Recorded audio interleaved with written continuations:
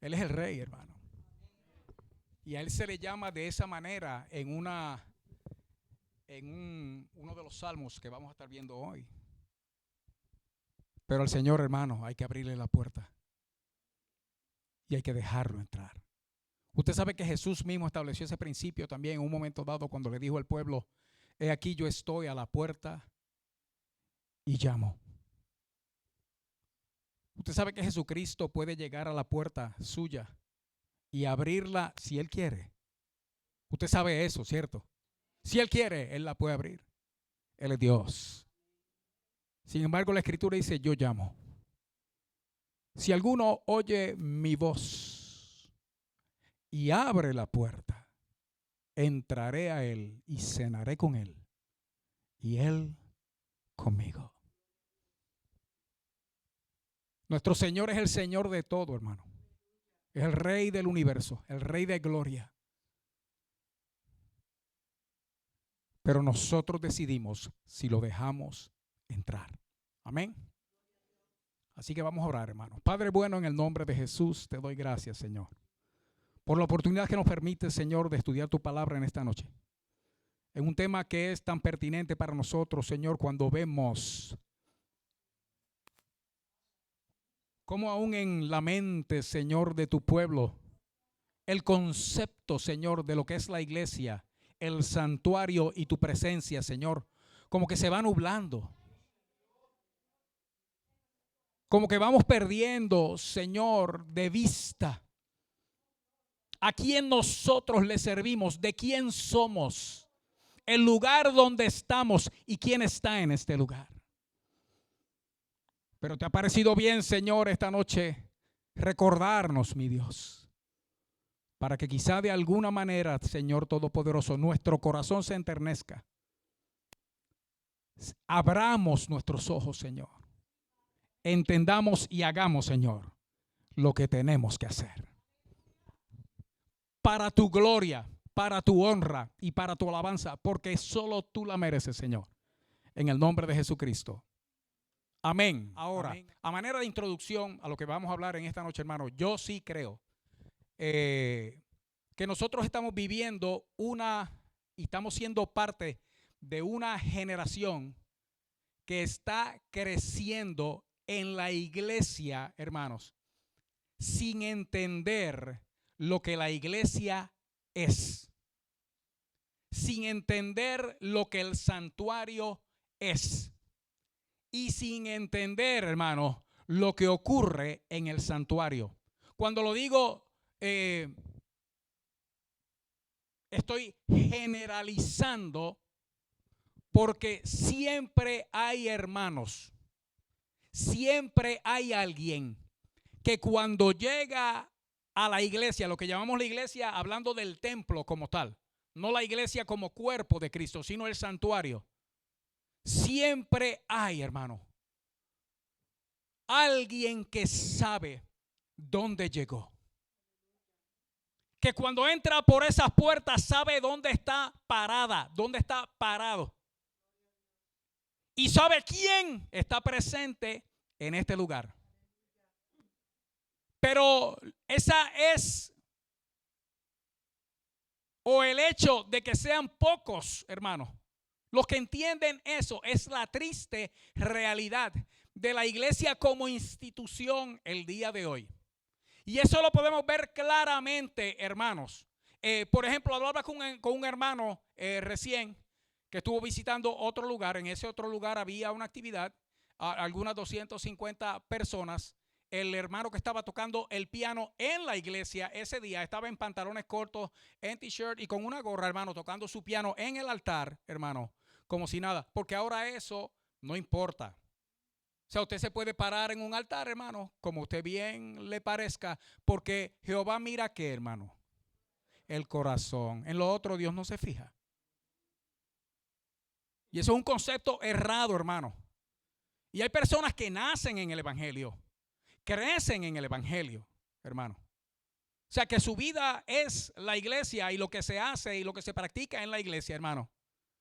Y aún así no han podido entender el lugar que están pisando y quién está en ese lugar. Otro ejemplo, hermano, es la cantidad de personas que meten los benditos teléfonos en los santuarios. Porque usted sabe que, yo necesito tener eso a la mano. Y no solamente lo meten, hermano, sino que también a veces lo contestan dentro de los santuarios. ¿Usted sabe lo que quiere decir eso? Que esa persona no entiende dónde está, ni lo que está pasando aquí, ni quién está presente. Entonces, ¿qué pasa? Dios nos está haciendo un llamado a nosotros, hermanos, para nosotros hacer lo que tenemos que hacer para en medio de esta crisis que está afectando tanto la iglesia, aún así nosotros podamos salir, hermanos, no solamente sobrevivir. En inglés lo dicen bonito, not only survive, but thrive. O sea, no solamente sobrevivir, hermano, sino que hacerlo exitosamente.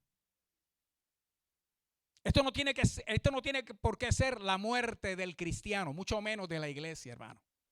Todo lo contrario, esta crisis, hermano, debe ser el filtro del que salga una iglesia santa, una iglesia pura, una iglesia victoriosa, hermano, una iglesia poderosa. Porque nosotros vamos a ver a Dios, hermanos, entre nosotros. Lo estamos viendo, hermanos, en medio de esta crisis.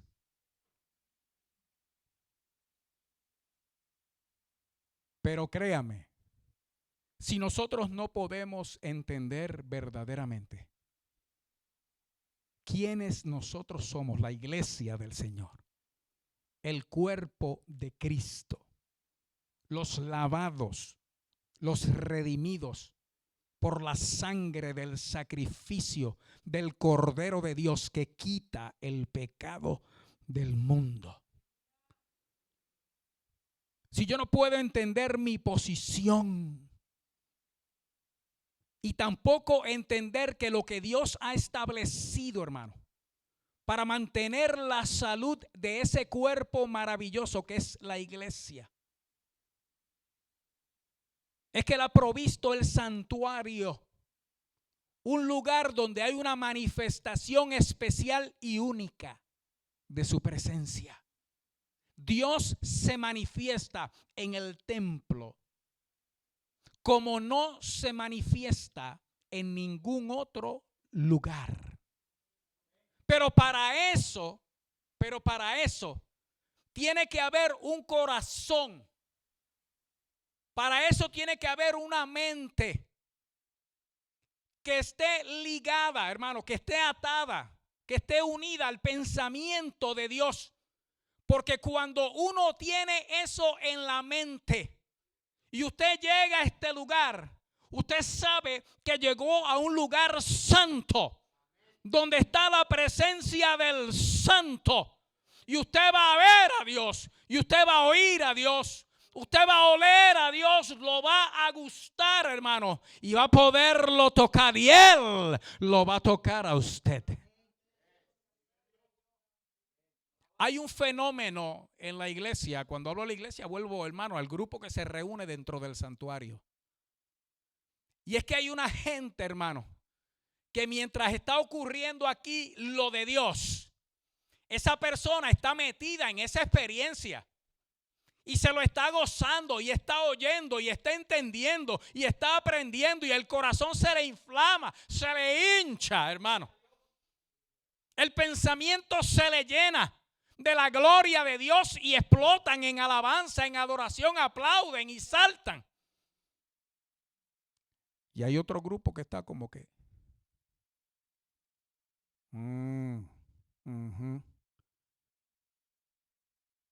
Y entonces, ¿cómo es posible, hermano, que pueda haber esos dos tipos de experiencia en el mismo lugar? La diferencia la hace usted. La diferencia la hago yo. Y para explicar eso, hermano, porque yo creo que el Señor nos quiere traer a nosotros al punto de nuevo, hermano, donde nosotros aprendiendo a volver a ser iglesia, la iglesia que debemos ser, hermano. Una de las cosas que debemos entender, hermano, es donde nosotros estamos, quién está aquí y qué es lo que aquí pasa. Y lo vamos a hacer, hermano, lo vamos a ilustrar esta noche con un salmo, el Salmo 24. Vaya conmigo al Salmo 24. Es un salmo raro, hermano. El Salmo 24 es un salmo raro. Y sin embargo, hermano, ese es un salmo maravilloso para ilustrar, hermano, lo grande que está ocurriendo solamente porque nosotros estamos esta noche en este lugar, hermano. Vaya conmigo, Salmo 24. De pie todo el mundo. Lo vamos a leer al unísono.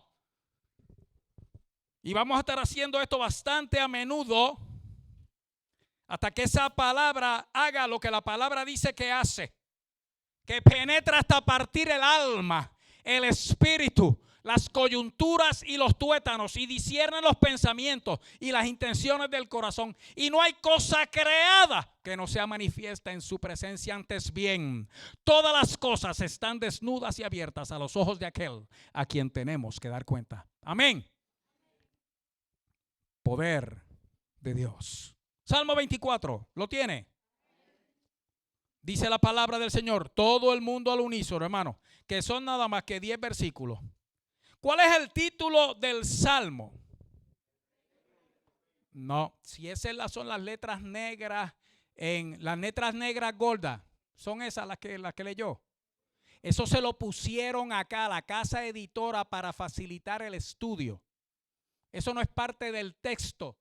Eso no es palabra inspirada por Dios. ¿Me entiende, hermano? Esos títulos los puso la casa editora para facilitar el estudio y poder vender la Biblia, porque la Biblia no tiene copyright. La Biblia es como tal, originalmente escrita, hermano. Eso no tiene derecho de autor porque el autor es el Espíritu Santo. Entonces, para poder venderla, hay que añadirle algo que haga, que la convierta en una versión especial de tal o cual casa editora, y así entonces yo la puedo vender, porque de eso sí yo tengo derecho de autor. Y entonces, haciendo estas cosas, como poniéndole estos títulos, el Salmo 23 dice, Jehová es mi pastor, y el título está bien, pero el título del Salmo, hermano, es Salmo de David. Ese es el título del Salmo, que es parte del texto original, que es tan inspirado como todo lo demás, hermano, en la palabra del Señor. Amén. Esta es noche de estudio, por eso le estoy dando esta información. O sea que esos títulos negritos así de la letra gordita, negrita, eso fue puesto acá para facilitar el estudio. No es parte del texto. Salmo, ¿de quién? Verso 1, en el nombre de Jesús. Hasta el final. De Jehová es la tierra y su plenitud, el mundo y los que en él habitan. Porque él la fundó sobre los mares y la afirmó sobre los ríos. ¿Quién subirá al monte de Jehová? ¿Y quién estará en su lugar santo? El limpio de manos y puro de corazón, el que no ha elevado su alma a cosas vanas, ni jurado con engaño. Él recibirá bendición de Jehová y justicia del Dios de salvación. Tal es la generación de los que le buscan, de los que buscan tu rostro, oh Dios de Jacob. Selah. Alzad, oh puertas, vuestras cabezas, y alzaos vosotras puertas eternas, y entrará el Rey de gloria. ¿Quién es este Rey de gloria? Jehová el fuerte y valiente, Jehová el poderoso en batalla. Alzado puertas vuestras cabezas, y alzaos vosotras puertas eternas, y entrará el Rey de gloria. ¿Quién es este Rey de gloria? Jehová de los ejércitos. Él es el Rey de la gloria. Amén. Pues se pueden sentar, hermano, entonces.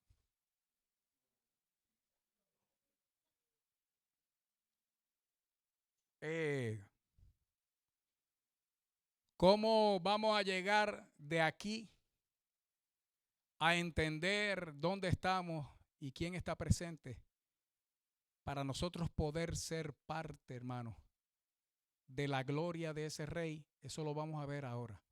El Salmo 24 es un salmo raro, hermano. No solamente es raro, sino que es difícil de armonizar. Porque como que una sección, aunque encierra una gran verdad, como que no tiene que ver con la otra. Por ejemplo, vea conmigo el verso 1 y 2. De Jehová es la tierra y su plenitud, el mundo y los que en él habitan, porque él la fundó sobre los mares y la afirmó sobre los ríos. Tremendo, hermano. De eso nada más uno puede predicar. Aleluya. Es una gran verdad. Pero ¿qué tiene que ver eso con el verso 3 al 6? De Jehová es la tierra, su plenitud, el mundo y los que en él habitan. Él la fundó sobre los mares, la firmó sobre los ríos. Entonces de momento cambia y dice: ¿quién subirá al monte de Jehová? ¿Quién estará en su lugar santo? El limpio de manos, puro de corazón, el que no ha inclinado su alma a cosas vanas ni jurado con engaño. Él recibirá bendición de Jehová, justicia del Dios de salvación. Tal es la generación de los que le buscan, de los que buscan tu rostro, oh Dios. ¿Qué tiene que ver los primeros dos versos con esa otra sección? Entonces termina el verso 6. Tal es la generación de los que le buscan, de los que buscan tu rostro, oh Dios de Jacob. Y entonces salta a otra cosa más extraña todavía, que uno no sabe cómo unirla a lo anterior. Alzad, oh puertas, vuestras cabezas. A las puertas que alcen las cabezas. Y alzaos vosotras, puertas eternas. Y entrará el Rey de Gloria. ¿Quién es este Rey de Gloria? Jehová el fuerte y valiente, Jehová el poderoso en batalla. Alzado puertas vuestras cabezas. Como que son tres secciones, hermano. Como que independiente la una de la otra. Y si uno trata de relacionarlas para buscar el sentido del salmo completo, así, a prima facie, a simple vista, no hace sentido. Y expresiones como las de alzad, oh puertas, vuestras cabezas. ¿Qué es eso? Alzaos vosotras, puertas eternas. ¿De qué está hablando? Ve, hermano, y entonces uno lo lee y lo celebra. Pero ¿qué dice ahí? Sin embargo, hermano, esto es palabra inspirada de Dios por el Espíritu Santo, y a quien se le inspiró, hermano, sabía escribir y sabía lo que estaba escribiendo. ¿Ese fue quién, hermano? David. Oh, vamos a empezar por ahí, hermano. Que nosotros vamos a ver ahora, hermano, la gloria del Rey de Gloria. Pero vamos a ver cómo se llega a ella, hermano, y cómo esa gloria se manifiesta en medio de nosotros. Porque primero que nada, esto es un salmo de David. Y para poder revelar el misterio de un salmo como este, hermano, uno tiene que irse a la historia. Porque este salmo, hermano, cuando se cantó y como se cantó, fue cuando David y el pueblo traían el arca de Jehová de la casa de, ya se me olvidó el nombre del que era, donde estaba el arca, para entonces meterlo, hermano, en Jerusalén, la ciudad de Dios. Cuando uno empieza a mirarlo entonces de esa manera, ya uno puede empezar a entender, hermano, las expresiones del salmo, pero todavía no es suficiente. David estaba trayendo el arca de Jehová. ¿Qué había pasado con eso? Déjeme irme atrás todavía en la historia, hermano. Porque resulta ser que David acaba de ser reconocido en este momento como rey de toda la nación de Israel. Él viene a ser el segundo rey. Saúl había muerto. El primer rey escogido por el pueblo porque desecharon a Dios queriendo que un hombre los gobernara. Dios les concede su deseo. Y ese primer rey, Saúl, terminó, hermanos, perdido en el infierno. Porque consultó una divina y fue rebelde a la voz de Dios. Él no fue adúltero, hermano, ni fue fornicario, ni fue mentiroso, ni falso profeta. Ese hombre fue lleno del Espíritu Santo cuando Jehová lo ungió para que reinase sobre Israel. Pero había algo en el carácter de este hombre, hermano, y es que en él había rebelión. Dios decía una cosa y él la hacía a medias o no la hacía y después lo justificaba. No se arrepentía, no se reconocía. Y esa rebelión se le metió en el corazón de tal manera que dice la Escritura que en un momento dado el Espíritu de Jehová se apartó de él y vino un espíritu malo que lo atormentaba. Y cuando al final de sus días, porque había guerra, Saúl está buscando consejo de Dios para saber qué va a hacer y encuentra que ya la presencia de Jehová se apartó de él. Se fue e hizo algo abominable ante los ojos de Jehová. Cuando Saúl fue nombrado rey, lo primero que hizo, hermano, fue que sacó a los adivinos de la nación y sacó los ídolos de la nación. Cuando Jehová se apartó de él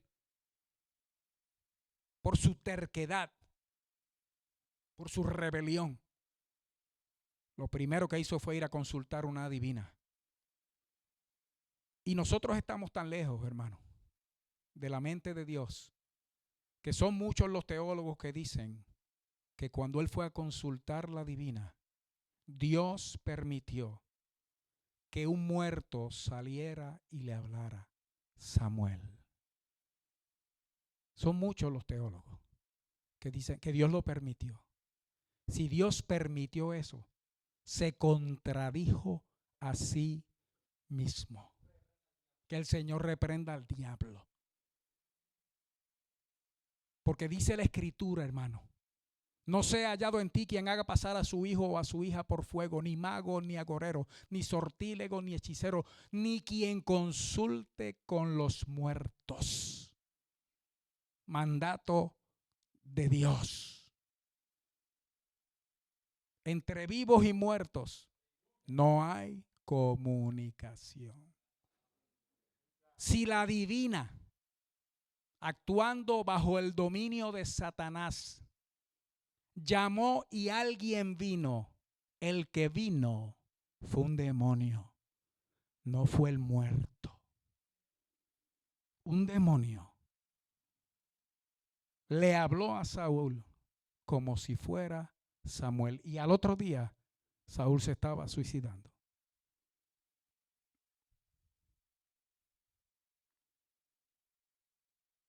El país quedó devastado, pero también quedó dividido porque ya David había sido ungido como rey. Pero quedó un hijo de Saúl. Y entonces una parte del pueblo seguía al heredero al trono. Y otra parte seguía al que Dios había puesto por rey. Pero murió el hijo de Saúl. Y entonces el pueblo todo se unió a David. Y lo primero que David quiso, porque el arca de Jehová, que había estado con el pueblo desde Moisés en medio de aquellas desobediencias, hermano, había ido a parar a los filisteos. Se la llevaron, hermano, el arca de Jehová, la presencia de Dios en medio del pueblo, de donde salía la voz de Dios y hablaba con Moisés y hablaba con Josué, metida allá en lo profundo del tabernáculo. Aquella caja que mandó a hacer Dios, hermano, pequeña, forrada en oro con 2 querubines arriba, que se llamaba el propiciatorio, la tapa de oro. Y de ahí Dios hablaba con sus siervos. Fue a parar a donde los filisteos, hermano. Pero déjeme decirle algo. Donde hay otros dioses, la presencia de Dios no puede estar. Y los filisteos no adoraban a Jehová, ellos adoraban a Dagón. Y por eso cuando se llevaron el arca allá, hermano, le salió de todo. Las mujeres no parían, le salieron úlceras, vinieron plagas tremendas y entendieron, hermanos, que aquello que estaba allí había que devolvérselo a los israelitas. Montaron aquella cosa en un buey, hermano, y lo dejaron ir camino a donde estaban los hijos de Dios. Cuando llegó el arca a donde estaban los hijos de Dios, hermano, donde se detuvo, allí mismo empezó a prosperar aquella familia de los hijos de Dios donde fue a parar el arca. David vio todo eso. Y él decía, el arca de Jehová tiene que tener un lugar, como cuando estaba en el tabernáculo.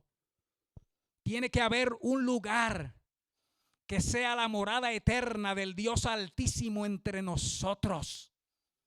Oiga, y quedaba en Israel todavía un lugar que no se había conquistado. Se llamaba Jebús o Jebús. Jebús con acento en la U. Pero ese Jebús, hermano, es el que en el capítulo 14 de Génesis se había llamado Salem, donde había uno que se llamaba Melquisedec, que dice la escritura que era sacerdote del Dios Altísimo, al que Abraham fue y le dio los diezmos de todo. Oiga, hermano, desde el Génesis, ese lugar que ahora se llamaba Jebús, porque había sido invadido por los jebuseos, no era otro lugar que Salem, ciudad de paz, hermano. Es el mismo lugar donde en el capítulo 22 de Génesis,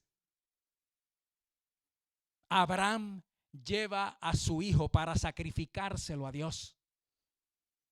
Porque resulta ser que esa ciudad, ese lugar que se llama Salem, lo que es ahora Jerusalén, es una ciudad que fue construida, hermano, entre montañas.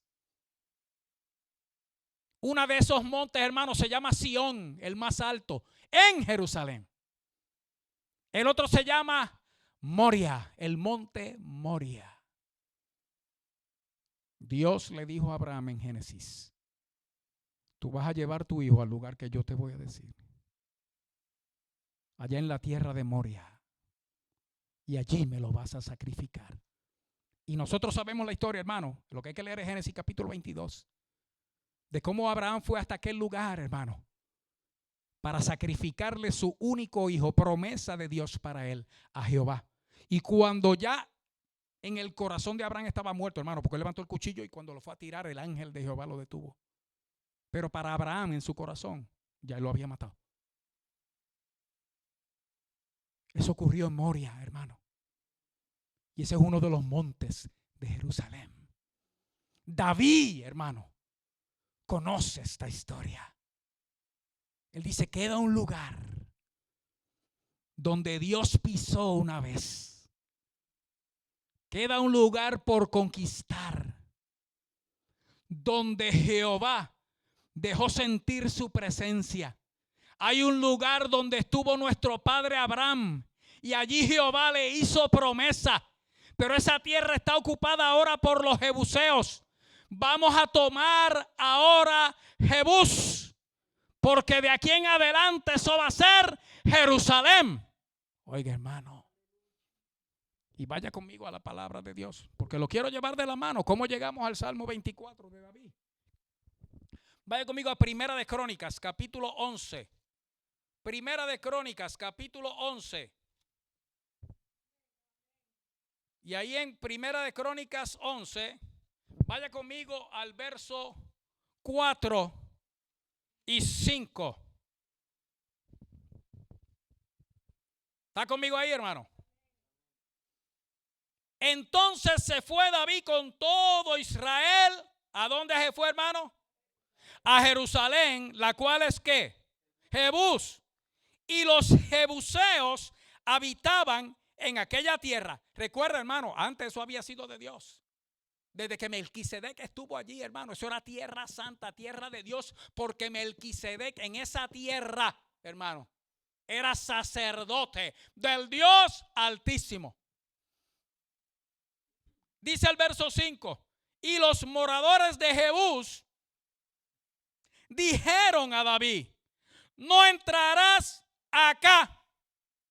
Hermano, y decirle a David, no entrarás acá, eso era como decirle, avanza y entra. Y eso fue precisamente lo que el muchacho hizo, hermano.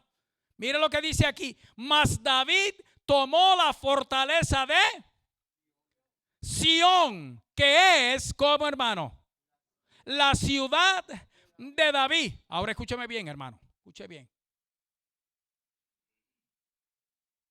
El reino está consolidado. Solamente faltaba un lugar. Y ese lugar era la ciudad amurallada de Jebús, que viene siendo Jerusalén. David tomó la ciudad.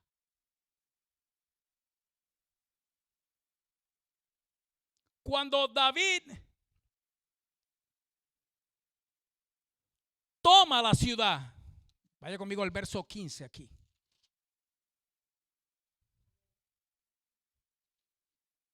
Perdón, capítulo 15. Tengo que ir cortando solamente para que usted entienda la historia, para que lleguemos al Salmo 24, hermano. David toma la ciudad, hermano, de los jebuseos. Los echó fuera. Ahora déjeme explicarle de nuevo.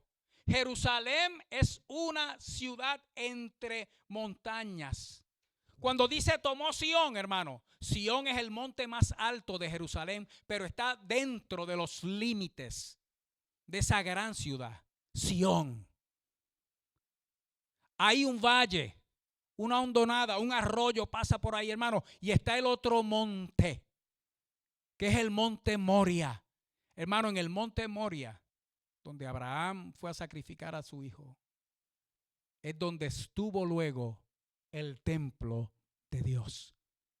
Fue donde se construyó, hermano, el templo de Salomón, donde está ahora, hermano, el domo de la roca, la mezquita de Omar, donde están los musulmanes ahora, hermano. Ese es el monte Moria, en Jerusalén. Hay otro valle, otra hondonada, y entonces está lo que se llama el Palacio Real, la ciudad de David.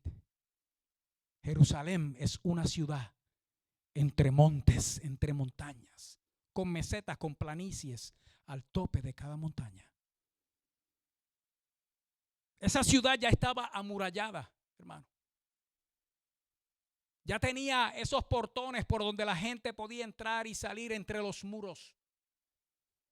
Pero una vez David toma la ciudad de Jerusalén, oiga bien lo que pasó, hermano. ¿Está conmigo? Capítulo 15. Verso 1.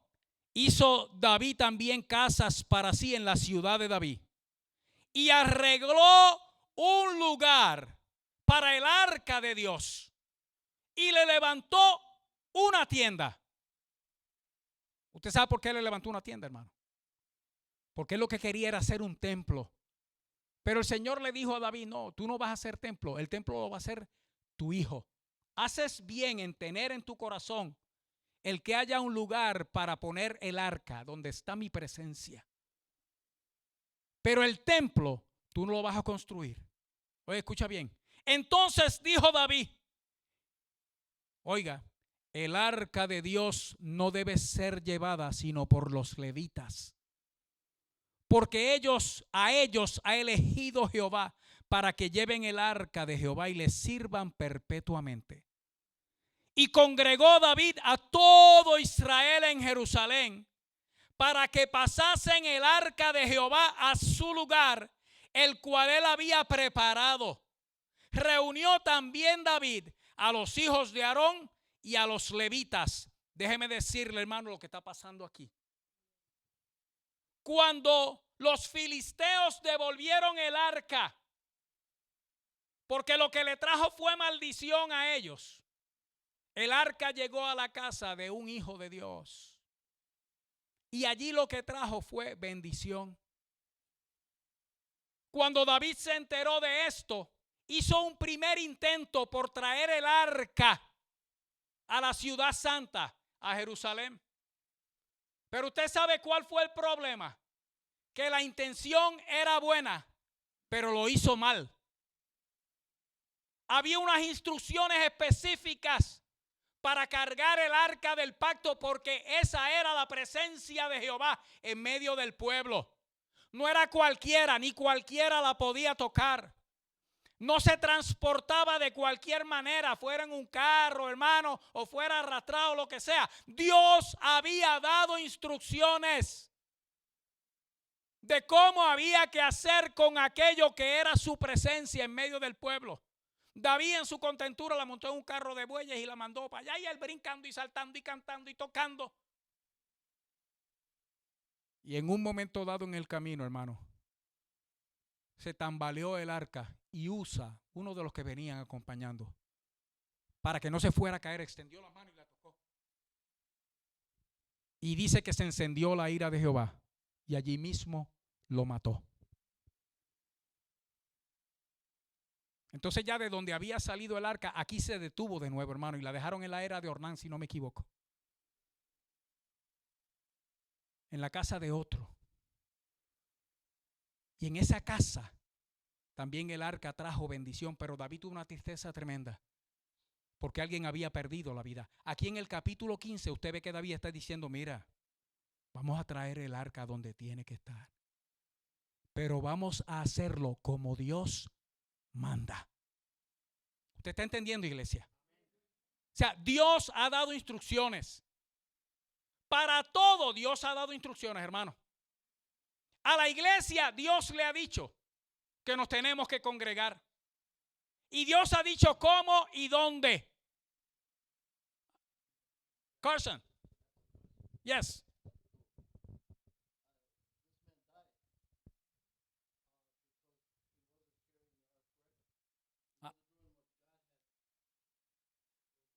Exactly. Uh-huh. Yes. Yes. They had to be Levites. Mm-hmm.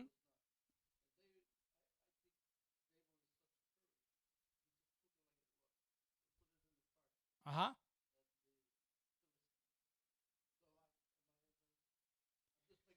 Yes. Yes. But the thing is that we have to remember historically, Saul and David were coming from the time of the judges. And on those times, the book of Judges says, actually says it twice, chapter 17, and then in the last chapter, the last verse, it says that in that time there was no king in Israel. Everybody did as they wished. You know, whatever they thought was right, that's the way they did things.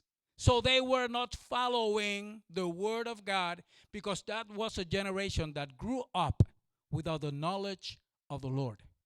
And they thought they could do things, you know, whatever way they wish or what.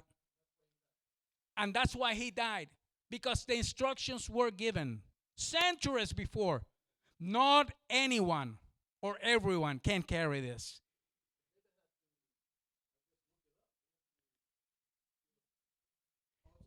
Yeah.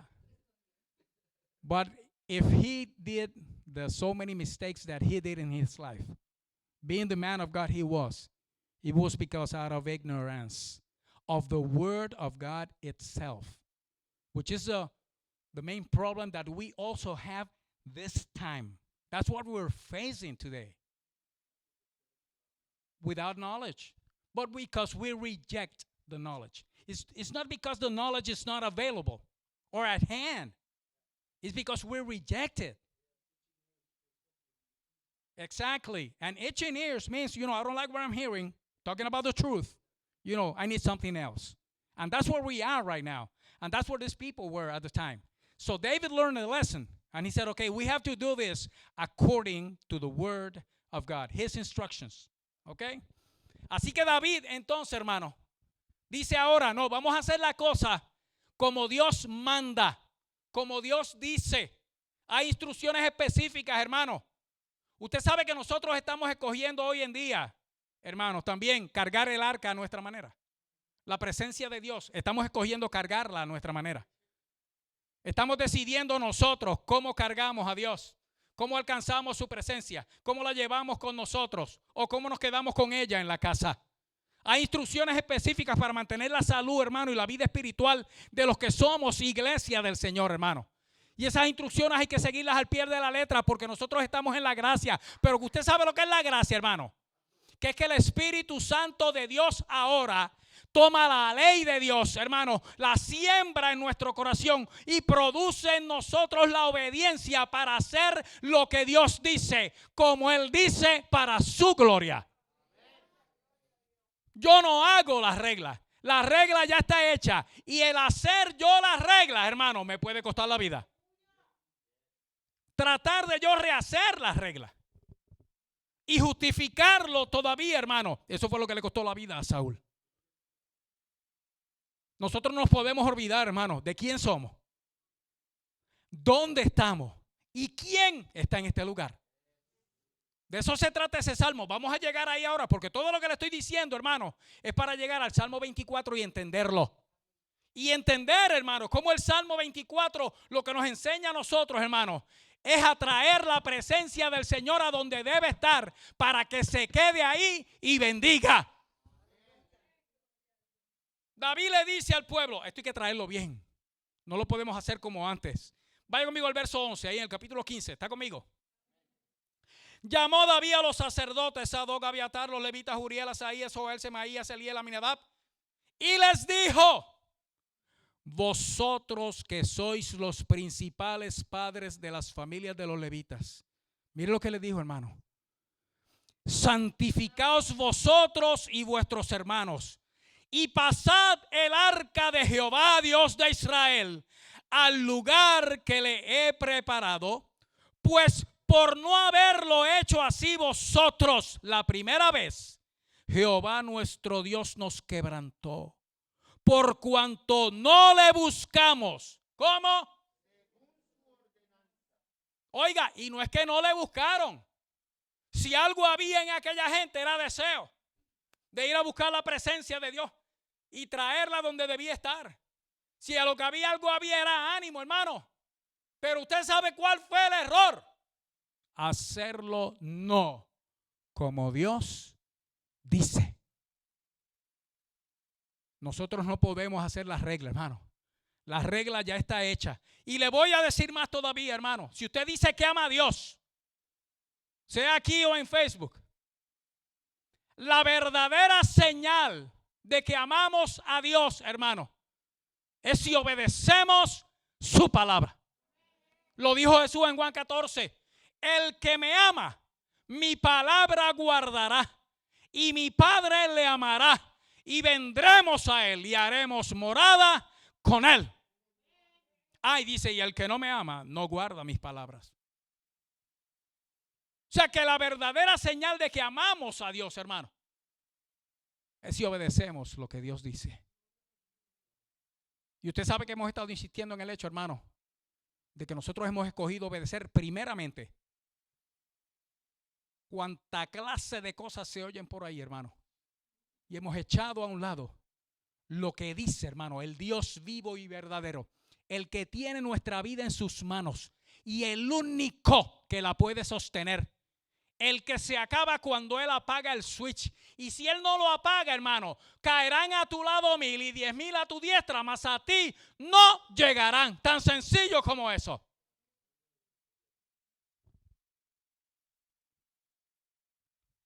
Me quedé en el 14. Así, verso 14. Así los sacerdotes y los levitas se santificaron para traer el arca de Jehová, Dios de Israel. Los hijos de los levitas trajeron el arca de Dios puesta sobre sus hombros en las barras, como lo había mandado Moisés, conforme a la palabra de Jehová. Ve lo que está diciendo aquí, hermano. Ahora dijeron, no, ahora lo vamos a hacer, hermano. En Puerto Rico habían dicho en los 80, dice, por el libro. Sí, todavía hay que hacerlo por el libro. Y entonces aquí lo estaban haciendo ahora por el libro, by the book. Verso 16. Asimismo dijo David a los principales de los levitas que designasen de sus hermanos cantores con instrumentos de música, con salterios y arpas y címbalos, que resonasen y alzasen la voz con alegría. Oiga esto, hermano, todo esto es el preparativo para traer el arca del lugar donde se había quedado cuando murió Usa a la ciudad de Dios, a Jerusalén, al lugar que David le había preparado. Ahora están haciendo todo por el libro, pero no solamente las instrucciones de cómo cargar, hermano, sino que preparen cantores, preparen los músicos, preparen los adoradores, preparen a todo aquel que pueda alabar, que pueda adorar, que pueda hacer. Oiga bien, hermano, verso 19, ¿está conmigo? Así Emán, Asaf y Etán, que eran cantores, sonaban címbalos de bronce. Zacarías, Asiel, Semiramot, Jehiel, Uni, Eliab, Masías, Benaía, y con salterios sobre Alamot, Matatías, Elifelú, Magnit, Obed-edom, Jehiel, Azarías tenían arpas afinadas en la octava. Oye eso, Juni. Tenían arpas afinadas en la octava para dirigir. Y Kenanías, principal de los levitas en la música, fue puesto para dirigir el canto porque era entendido en ello. Vea este verso 23, hermano. Todo esto era la gente que estaba preparada para traer el arca del pacto. You have to read that in chapter 15. Carson, when you have a chance, you have to read it, all of it, because they were preparing this in such a way that there were musicians, singers, and even in verse 23, look at this. Look at verse 23. Mira lo que dice el verso 23, hermano. Berequías y Elcana eran porteros del arca. ¿Usted había escuchado eso antes? Porteros del arca. Porteros del arca. Esa es otra cosa que se oye rara, hermano. ¿Usted sabe lo que eran esto, hermano? Uno adelante y uno detrás, protegiendo el arca. Esto no lo va a tocar nadie que no esté autorizado para tocarlo.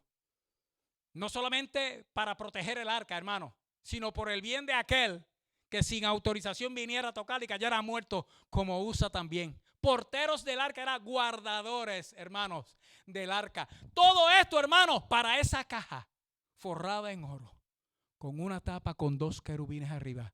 Porque usted sabe que, hermano, esa era la presencia de Dios en medio del pueblo. Y usted sabe lo que dijo David. No, es que la presencia hay que traerla al lugar que es. Hay un lugar santo en esta ciudad santa donde tiene que descansar esa presencia santa de nuestro Dios, para que entonces toda la tierra santa sea bendita por ella. Y ahí prepararon, hermano, todo ese montón de gente. Oiga bien, ¿qué verso me quedé? 23.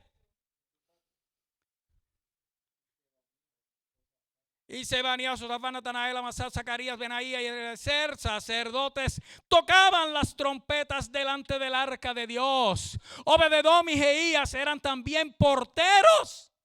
Habían 4, hermano. ¡Qué maravilla! Uy, esto es una cosa maravillosa, hermano. David, pues, y los ancianos de Israel, y los capitanes de millares, fueron a traer el arca del pacto de Jehová de casa de Obed-edom. ¿Cómo? Con alegría, y ayudando Dios a los levitas que llevaban el arca del pacto de Jehová. Sacrificaron 7 novillos, 7 carneros. David iba vestido de lino fino, también todo. No, si no, póngase los pantalones cortos y véngase a parar en el altar. Y un t-shirt.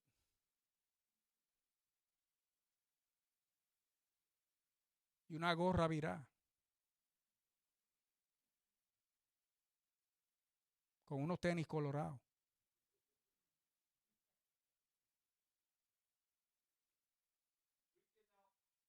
Iglesia.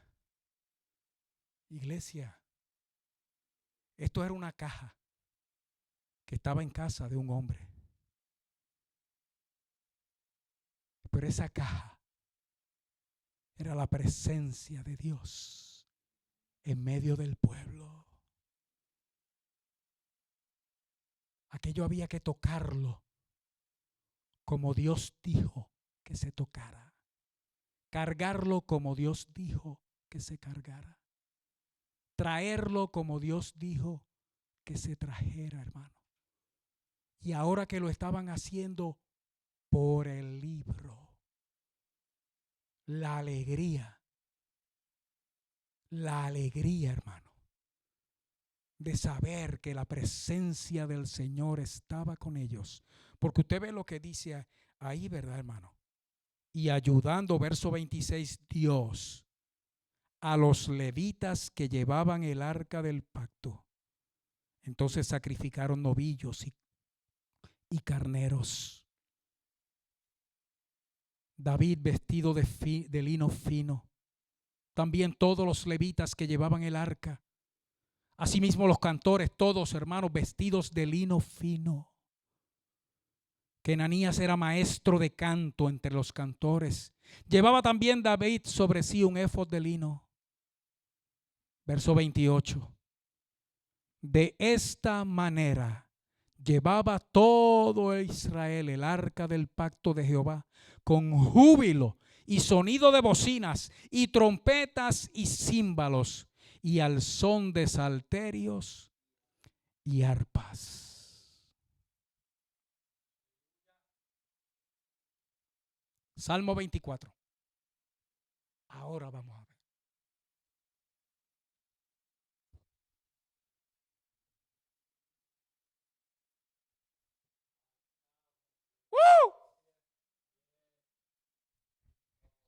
Lo tiene el Salmo 24, hermano.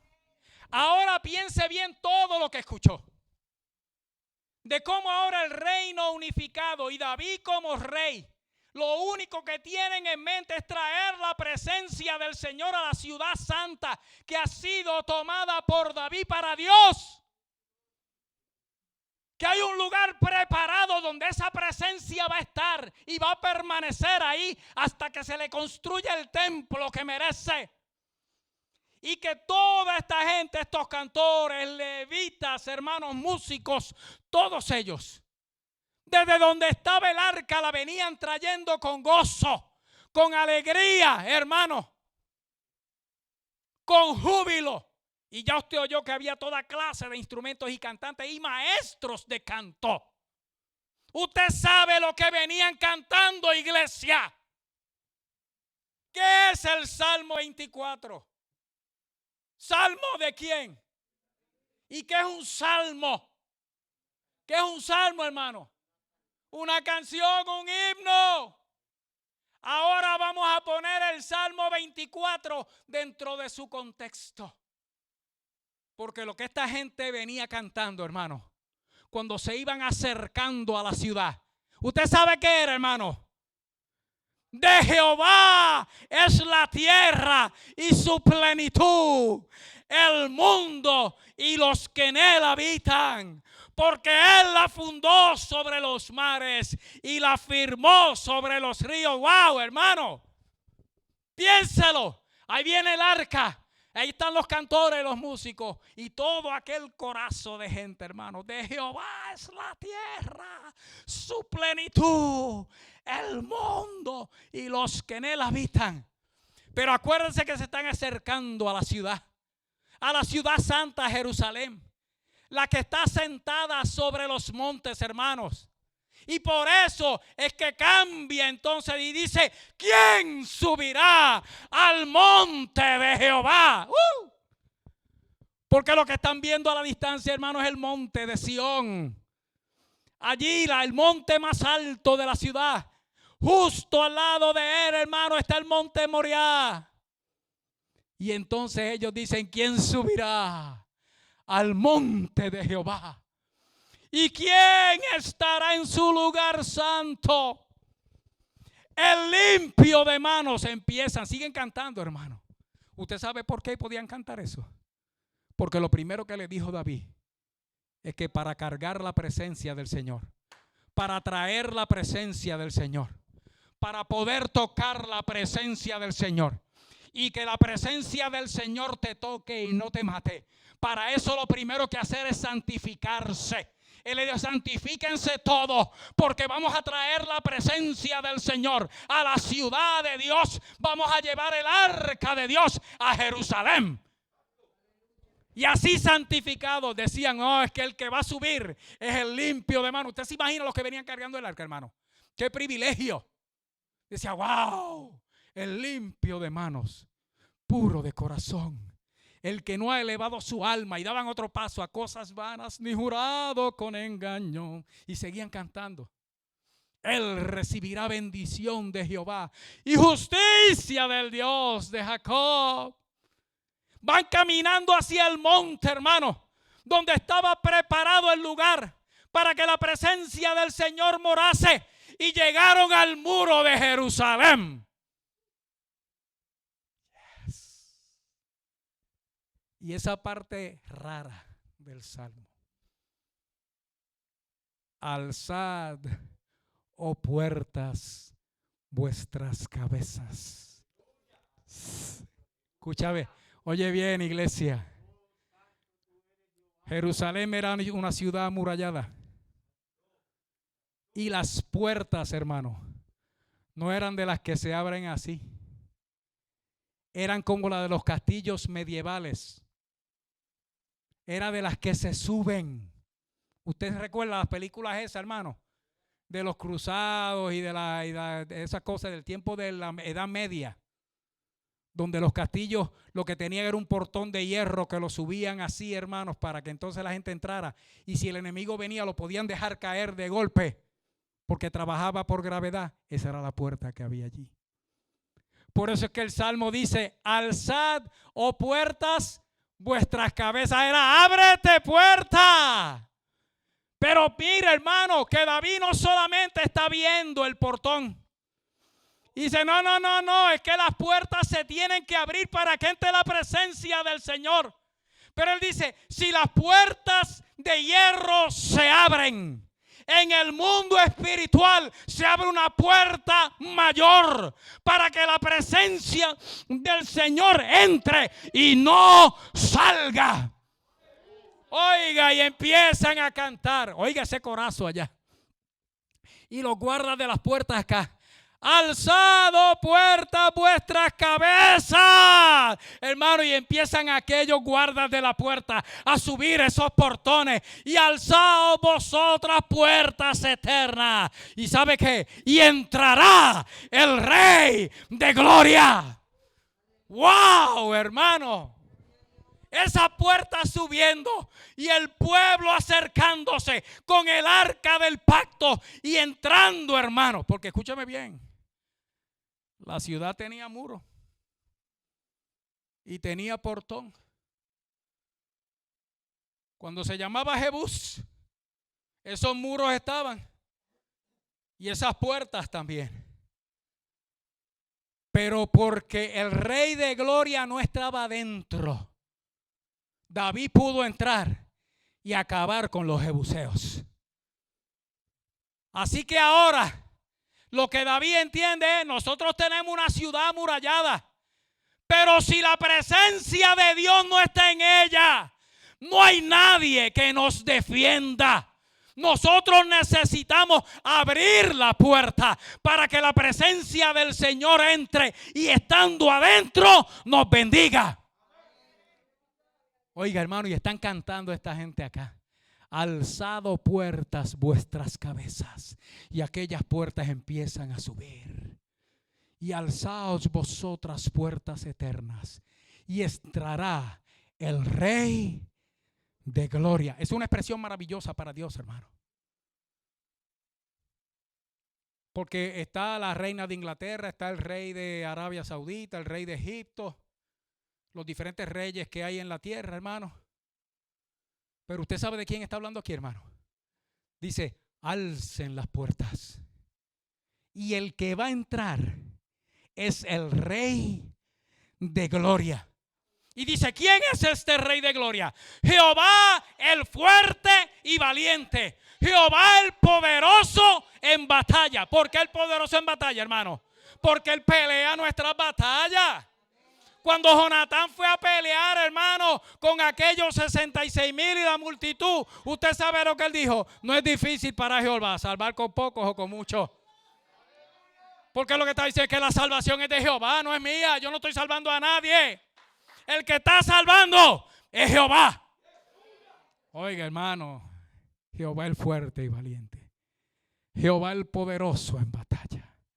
Alzado puertas vuestras cabezas, hermano, y el portón subiendo, subiendo. Y alzaos vosotras puertas eternas. Yo imagino a esa gente pasando por allí, hermano. Y entrará el Rey de Gloria. ¿Quién es este Rey de Gloria? Jehová de los ejércitos. Oiga eso. No dice el final: él es el Rey de Gloria. Dice: él es el Rey de la Gloria.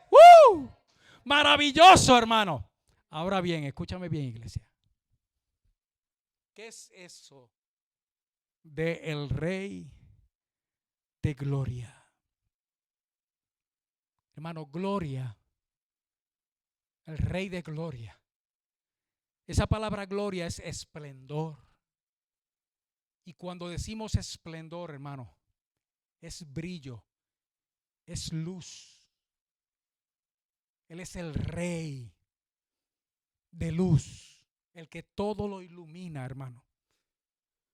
Él es el Rey de gloria, es el Rey de poder. Cuando decimos gloria es poder.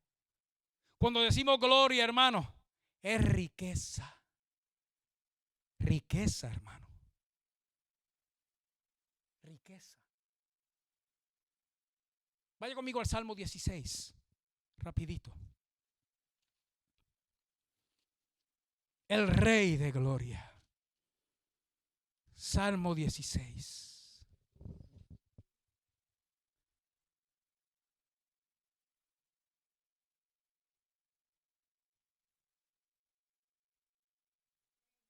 Vaya conmigo al verso 5, hermano. No lo puedo leer todo ahora. Verso 5. ¿Está conmigo ahí? Jehová es la porción de mi herencia y de mi copa.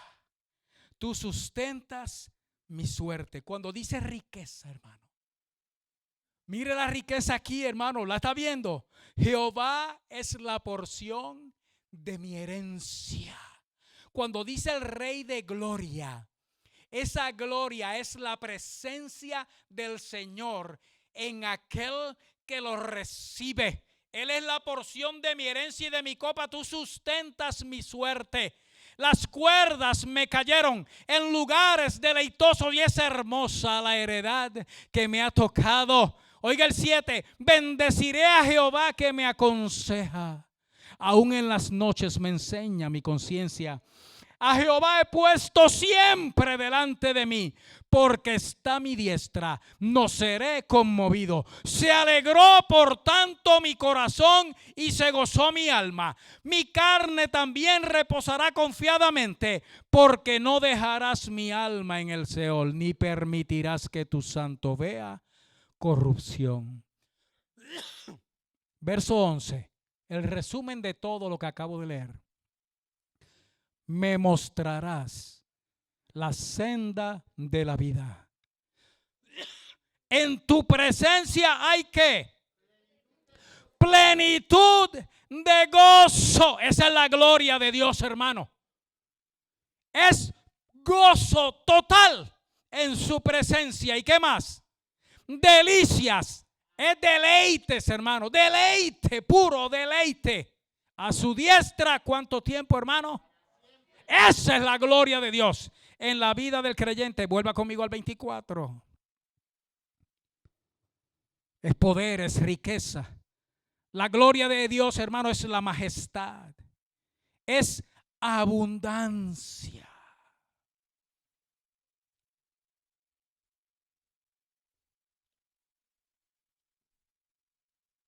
Voy a terminar aquí. Y escucha bien, iglesia.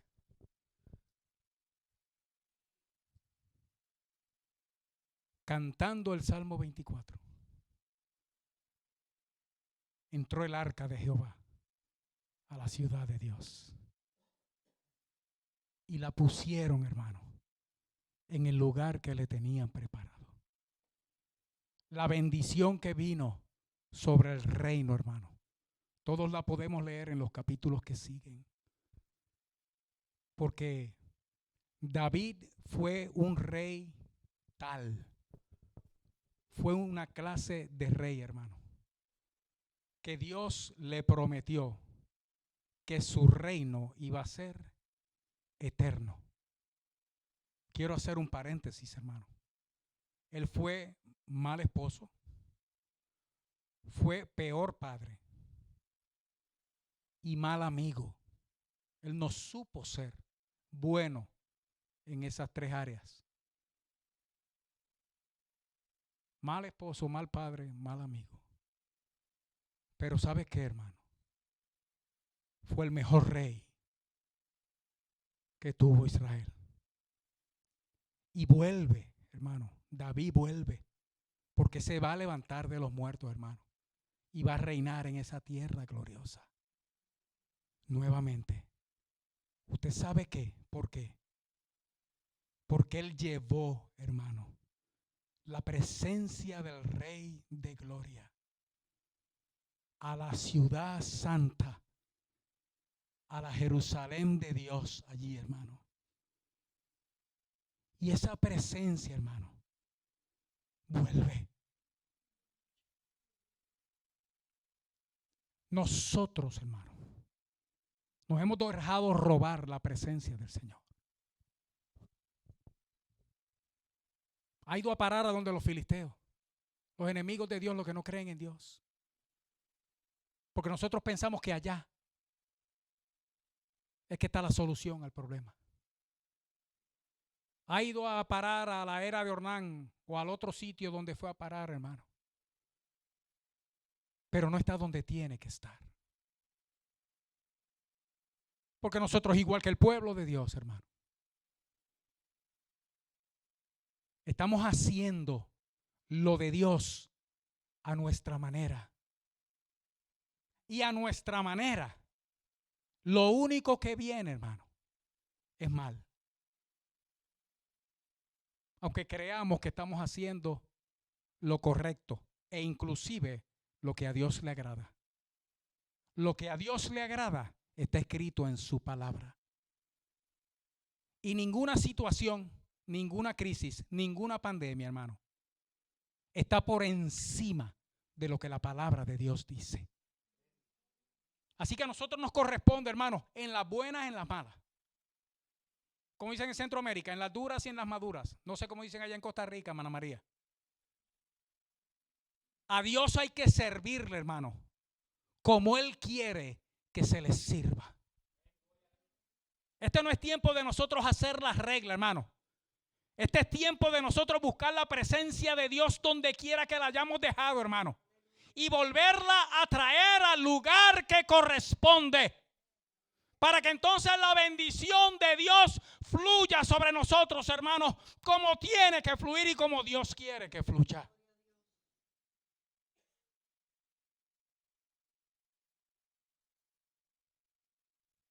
Las puertas hay que alzarlas para que entre el Rey de Gloria.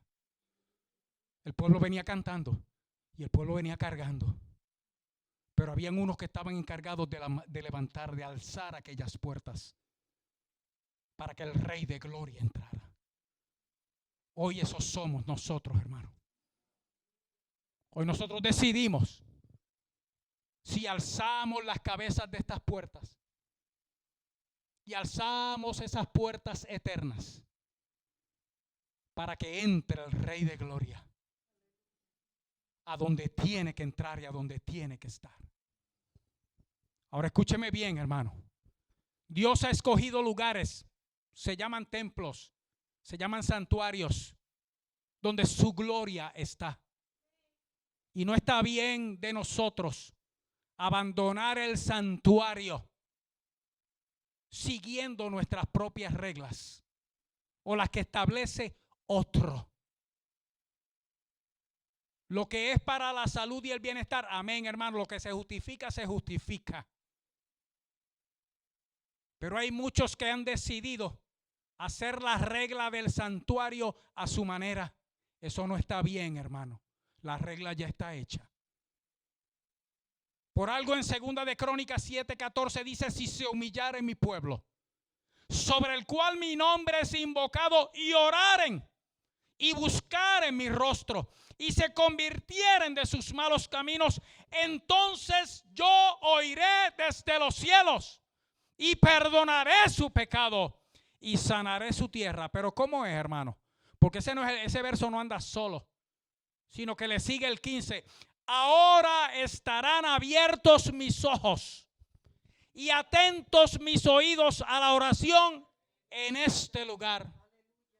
Porque ahora he elegido y santificado esta casa para que esté en ella mi nombre para siempre. Y mis ojos y mi corazón estarán allí para siempre. Hay un lugar que Dios escogió, hermano. Hay un santuario que Dios tiene preparado para tratar con nosotros como pueblo. Yo no hago la ley del santuario. La ley del santuario ya está hecha, hermano. Así que nos conviene a nosotros volver, hermano, a abrir las puertas para que el Rey de Gloria entre. Y esa gloria se vuelva a derramar sobre nosotros, hermano. Amén. Así que vamos a humillarnos delante de nuestro Dios. Vamos a estar de pie, iglesia. Oiga, como se puede entender el Salmo, ¿verdad, hermano? Después que uno lo ve de esa manera, qué cosa más tremenda. Una cosa que antes uno lo leía y uno decía, pero ¿y cómo es esto? Porque esto como que no tiene pies ni cabeza. Si lo separo está bien, pero si lo junto no funciona. Todo, hermano, en la palabra del Señor tiene sentido y tiene razón. Y es maravilloso poder entender, hermano, los mensajes que hay en la palabra de Dios. Vamos a orar, hermano. Y vamos a orar por nosotros, la iglesia. Todos estos mensajes en los últimos días, hermanos, han sido para la iglesia. Porque Dios quiere fortalecer la iglesia, Dios quiere bendecir la iglesia, Dios quiere prosperar la iglesia y Dios quiere darle un ejemplo al mundo, hermano, de lo que verdaderamente es una iglesia donde el Rey de Gloria está. Y yo sé que Dios nos ha escogido a nosotros, hermanos, para ese propósito. Amén. Así que nosotros vamos a levantar las puertas, hermanos, las vamos a abrir para que el Rey de Gloria entre, hermano, y se quede con nosotros. Amén.